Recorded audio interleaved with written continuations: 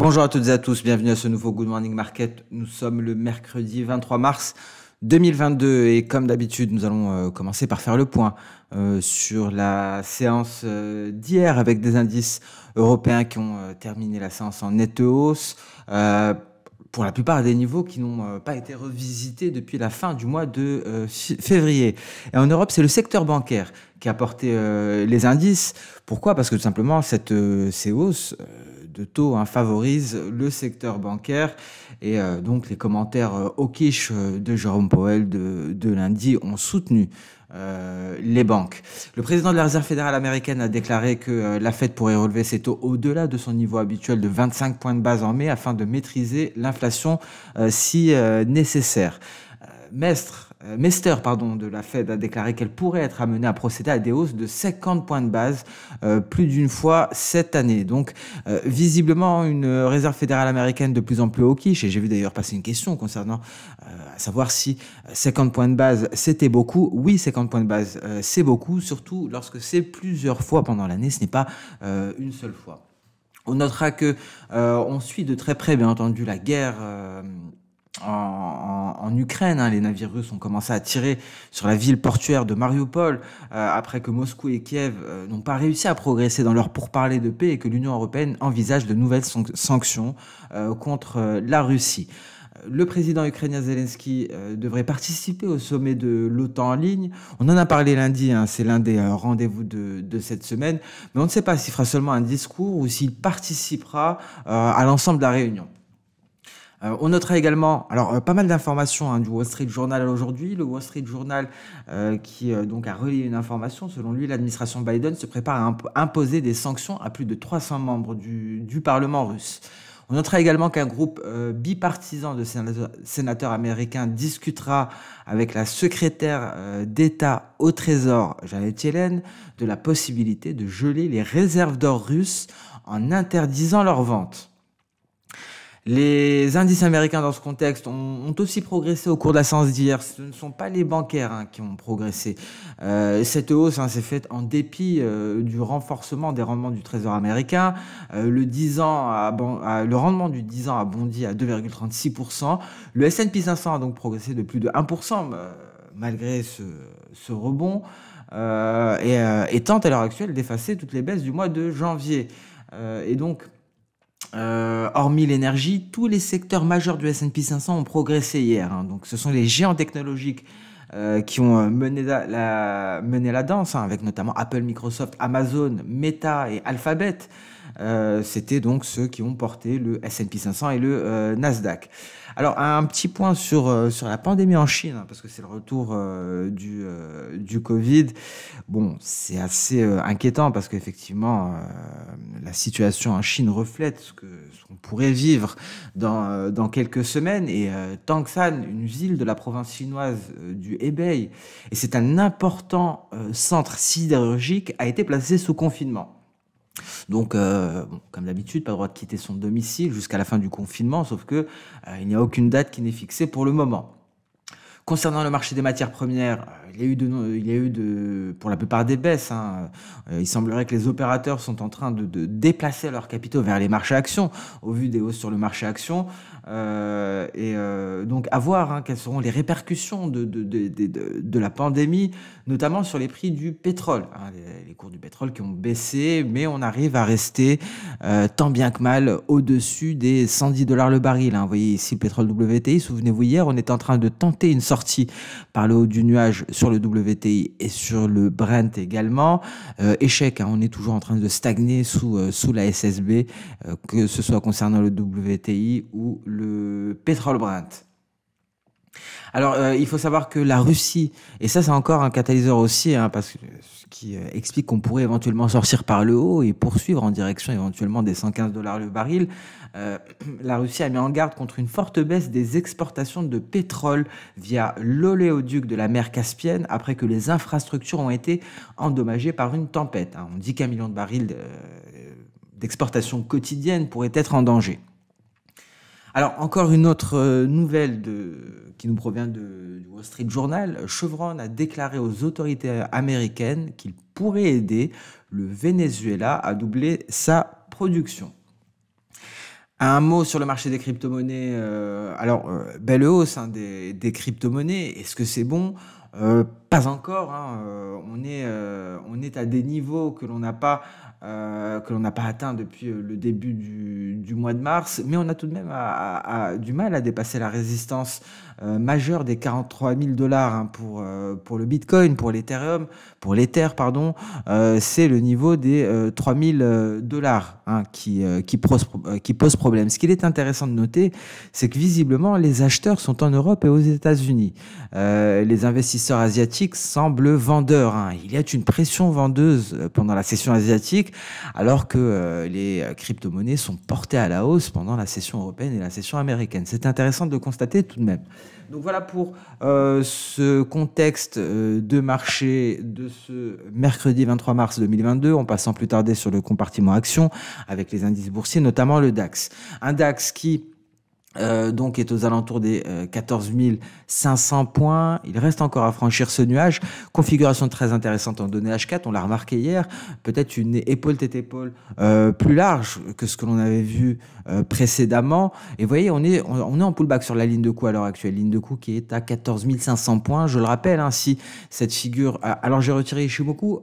Je trouve qu'on voit mieux la figure sans Ishimoku, hein, mais on a à peu près en tête là, le positionnement du nuage et des différents éléments. Ce qui était intéressant de noter hier, c'est qu'effectivement, l'objectif théorique est sur le record historique, hein, pratiquement, concernant le DAX. Donc, figure très intéressante qui pourrait permettre une éventuelle hausse de plus de 10% si l'objectif théorique est atteint. Alors là, on est sur un moment crucial concernant les indices américains. Vous voyez, hein, en données journalières, on va le voir très clairement. On fait face au nuage concernant le Nasdaq. Alors, est-ce qu'on va l'intégrer? Est-ce qu'on va se battre pour en sortir éventuellement par là, peut-être au début du mois d'avril? À voir. Est-ce que le nuage va exercer une certaine pression baissière, comme c'est le cas très souvent, comme on l'a vu par exemple sur le gold hier ou avant-hier? À suivre. En tout cas, on est sur des niveaux très importants, que ce soit d'un point de vue du nuage, en tout cas, que ce soit pour le Nasdaq, pour le S&P 500. Vous voyez, c'est encore plus flagrant pour le S&P 500. On s'attaque à la barre des 4500 points. Si on la franchit, c'est très intéressant parce qu'effectivement, on pourrait progresser de près de 3%. Pourquoi 3%? Ce n'est pas dit au hasard. Parce que vous voyez, la marge de manœuvre qu'a notre lagging span avant de rencontrer un obstacle. Et même si la hausse n'est pas fulgurante, même si elle n'est que progressive, la lagging span n'aura aucun mal à franchir cette partie-là du nuage. Une partie extrêmement faible, quasiment un twist. Le twist est ici, hein, plus précisément. Il y en a peut-être un ici. Mais tout ça pour dire qu'effectivement, en cas de sortie par le haut du nuage, les perspectives sont très intéressantes concernant le S&P 500. Et vous voyez, le Dow Jones, lui aussi, est en train de se replier non loin de son nuage journalier. Donc, vous comprendrez qu'on est dans un moment crucial concernant Wall Street d'un point de vue du nuage. Ici, en données H4, ça ne nous apporte pas grand-chose. S&P 500 en données H4 non plus. Hein, le plus important, c'est le journalier à l'heure actuelle à Wall Street. Donc, il sera très intéressant de constater si les indices américains franchissent ou non ces nuages. Alors tout le travail reste à faire hein, concernant le Nasdaq, mais le S&P 500 y est presque, le Dow Jones également. Donc voilà pour les différents indices, que ce soit en Europe ou aux États-Unis. On passe en plus tarder sur le compartiment des crypto-monnaies. On commence comme d'habitude par le Bitcoin. Alors vous voyez, hein, on a eu un beau signal. Ishimoku avec la traversée du nuage, traversée qui s'est faite le 17 mars. On s'attendait, je vous le rappelle, à ce que ce soit pendant le 16 mars, pendant la Réserve fédérale américaine. Ça s'est fait le lendemain. Ici, notre seul problème, si je puis dire, c'est cette lagging span ici, qui ne parvient pas à sortir du nuage par le haut. Vous voyez, il y a eu un échec de sortie par le haut du nuage au contact de la SSB. Donc ici, si on arrive à sortir par le haut du nuage, alors effectivement, personnellement, je ne vois pas d'obstacle à une poursuite de la hausse jusqu'aux 45 700 dollars. On pourrait même aller chercher des niveaux que l'on n'a pas revisités depuis décembre 2021, hein, dans cette zone-là. Vous voyez, c'est aux alentours des 50 000 dollars. Donc, à suivre, pour le moment, on n'est pas à l'abri d'un repli, on n'est pas à l'abri d'un pullback sur la moyenne mobile exponentielle à 50 périodes, c'est-à-dire aux alentours des 40 500 dollars. Et le danger, c'est qu'on a tout de même un nuage relativement fin ici. Donc, une traversée serait assez simple pour aller chercher éventuellement la borne inférieure du triangle symétrique. Je vous rappelle qu'on a un triangle symétrique. Alors, peut-être pour y voir un peu plus clair, vous voyez, le triangle symétrique ici. Le problème pour les triangles symétriques, c'est il n'y a pas de probabilité concernant le sens de sortie. Il y a 50% de chances qu'on sorte par le haut, il y a 50% de chances qu'on sorte par le bas. Donc à suivre, on va suivre avec attention les crypto-monnaies lors des prochaines séances. Vous voyez ici un nuage en soutien. Par exemple, alors là on a échappé belle, on aurait pu très facilement passer par ce twist. Le nuage est en soutien pour le moment. Alors est-ce que encore une fois la séance européenne et la séance américaine vont soutenir les crypto-monnaies pour lors de la séance asiatique se replier à nouveau? Seul l'avenir nous le dira. En tout cas, les perspectives s'améliorent grandement pour les crypto-monnaies. Vous voyez l'Ether qui est sur le point de sortir par le haut de son nuage. Il y a du chemin à faire avant d'avoir une validation de ce nuage. Et il y a en plus de cela une projection d'Osoda à ce niveau-là, 3113 dollars. Mais l'Ether sera très intéressant cette année. Je vous rappelle qu'on va passer à Ether 2.0. On va passer d'un consensus de ce qu'on appelle Proof of Work, ce qui est très énergivore. C'est le consensus du Bitcoin également pour miner du Bitcoin. On va passer à du Proof of Stake concernant l'Ether. Ce sera l'Ether 2.0. C'est imminent. Ce sera normalement cette année. Ça fait depuis très longtemps qu'on l'attend. Il faut savoir que avec le Proof of Stake, on va consommer 1% d'énergie que l'on consommait pour le Proof of Work. Donc fini les débats concernant l'écologie et les terres, il n'y aura plus rien à dire à ce sujet-là. Ce sera toujours le cas du Bitcoin, certes, mais ce qu'il faut garder à l'esprit, c'est le prix de la sécurité. Alors pourquoi on se pose des questions concernant l'écologie quand il s'agit des crypto-monnaies, mais on ne se pose pas de questions concernant l'écologie quand il s'agit du système bancaire, par exemple. Vous voyez, imaginez toute la pollution générée par le système bancaire, que ce soit les banques centrales, que ce soit les banques commerciales, que ce soit les sociétés de moyens de paiement comme Visa, Mastercard. On ne se pose pas de questions à ce niveau-là. En revanche, lorsqu'il s'agit de pollution due à la sécurité du réseau Bitcoin, un réseau Bitcoin qui a les mêmes fonctions qu'un système bancaire, donc là effectivement ça pose problème. Ce qu'il faut garder en tête, effectivement il y a une pollution, si on ne comprend pas, s'il n'y a pas de réelle utilité à cette pollution générée. Alors en revanche, lorsque il y a une utilité comme le protocole Bitcoin, on ne peut pas se baser uniquement sur la pollution, sinon on arrête tout. On arrête toutes les usines, on arrête de consommer, on arrête absolument tout et on met l'écologie au centre de nos préoccupations. Donc, c'est à nuancer ces débats concernant l'écologie. Dans tous les cas, les crypto-monnaies étaient toujours sur le devant de la scène. On essaie de les pointer du doigt. Avant, c'était des monnaies numériques qui servaient à vendre de la drogue sur Internet. Maintenant, c'est plus le côté écologique. Mais ce qu'il faut retenir de cela, c'est que le passage en Proof of Stake va complètement éliminer ce débat, en tout cas concernant le protocole Ethereum. Voilà pour cette petite parenthèse écologique. On passe sans plus tarder sur le compartiment des matières premières avec tout d'abord le gold. Pas grand-chose repli hier. Mardi, on a effacé la hausse de mardi tout simplement aux alentours des 1920 $ l'once. On a toujours une très grosse projection de soda ici qui nous emmènerait au 2020, 2347.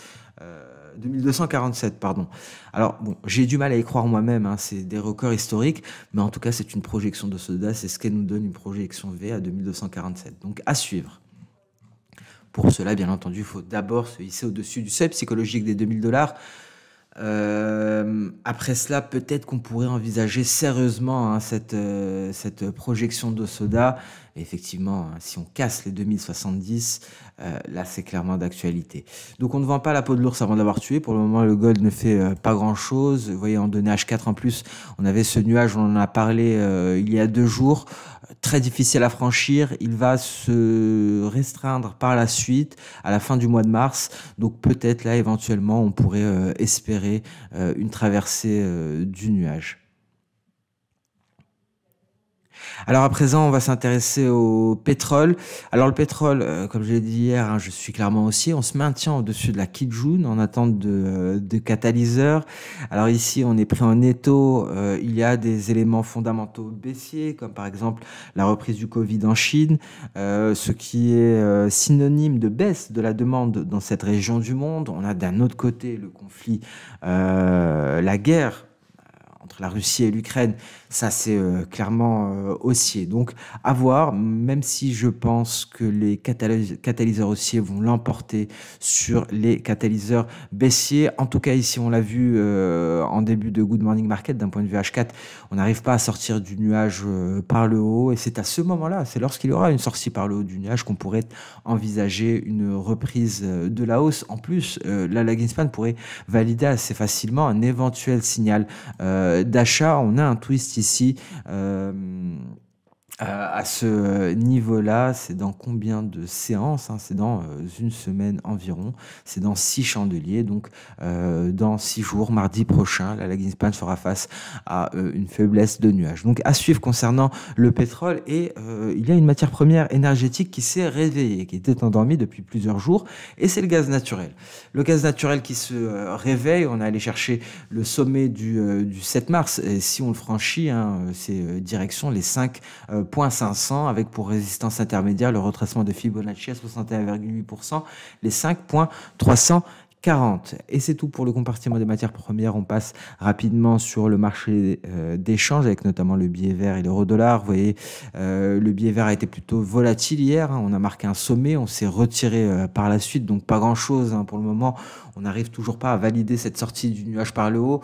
Peut-être que la prochaine fois sera la bonne, et cette sortie du nuage par le haut devrait venir de pair avec une lagging span qui valide le signal. Parce que pour valider le signal, la lagging span devra casser la Kijun environ à ce niveau-là, et ça correspond plus ou moins à la sortie de nuage. Donc ça viendrait dans la foulée et ça pourrait aller assez vite. Ici, on annule cette projection de soda baissière, et donc un euro-dollar également qui fait du surplace. Et si la hausse du billet vert venait à se concrétiser, on pourrait aller chercher les 1,09, voire aller chercher les récents creux.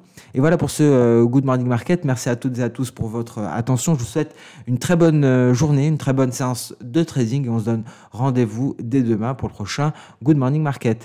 Au revoir.